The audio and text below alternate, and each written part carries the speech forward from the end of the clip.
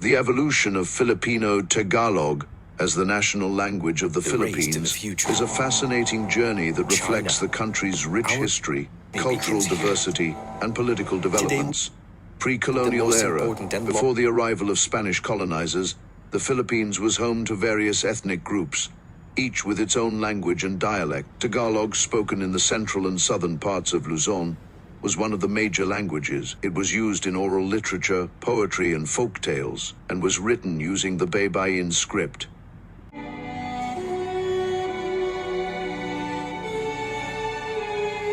Spanish colonial period. The Spanish colonization of the Philippines introduced the Spanish language, which became the language of administration, education, and religion. However, Tagalog continued to be spoken and evolved under Spanish influence. During this period, Tagalog was used in religious texts, such as the Doctrina Christiana, one of the earliest books printed in the Philippines. American colonial period. The American colonization brought significant changes to the Philippines, including the introduction of the English language. The Americans established an educational system that promoted English as the medium of instruction. However, they also recognized the importance of a national language based on a major indigenous language. In 1935, the Philippine Constitution designated Tagalog as the basis for the development of a national language.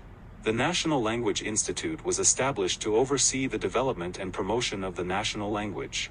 Post-independence era. After gaining independence in 1946, the Philippines continued to develop its national language. In 1959, the Tagalog language was officially renamed Filipino to reflect its role as the national language. The name change aimed to emphasize the language's role as a unifying force for the diverse ethnic groups in the Philippines.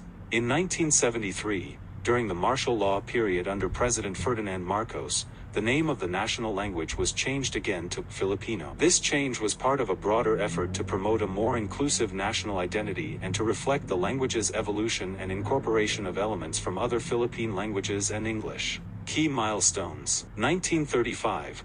The Philippine Constitution designated Tagalog as the basis for the development of a national language. 1959. Tagalog was officially renamed Pilipino. 1973. Filipino was renamed Filipino to reflect its evolution and inclusivity. 1987. The current Philippine Constitution reaffirmed Filipino as the national language and designated English as an official language alongside Filipino. Characteristics of Filipino. Filipino is a standardized form of Tagalog that has incorporated vocabulary and grammatical elements from other Philippine languages, as well as from Spanish and English. This makes Filipino a rich and dynamic language that reflects the country's linguistic diversity. Challenges and controversies. The development of Filipino as the national language has not been without challenges. Critics argue that the promotion of Filipino has sometimes come at the expense of regional languages and dialects. Additionally, the influence of English and other languages has led to concerns about language purity and the preservation of indigenous languages. Current status. Today, Filipino is widely used in education, media, and government. It is taught in schools alongside English, and many Filipinos are bilingual or multilingual, speaking Filipino, English, and one or more regional languages.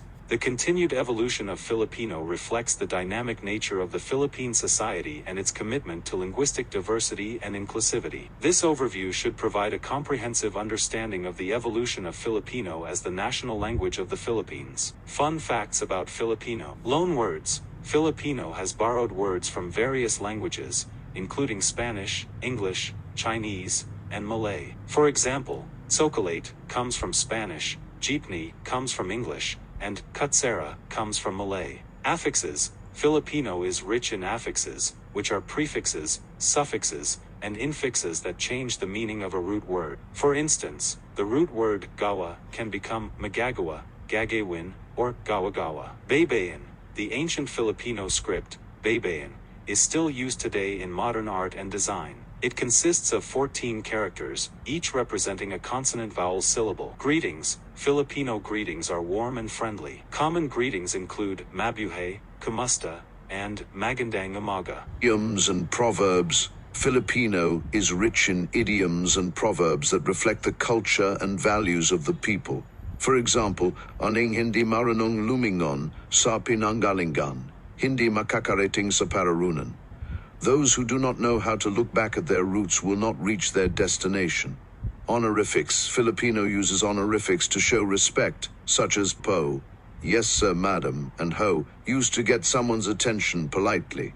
Pronouns. Filipino has a complex system of pronouns that reflect social hierarchy and relationships. For example, say kita, we can be used to include the listener, while kami, we, excludes the listener. Reduplication. Filipino often uses reduplication to form new words or to emphasize a meaning.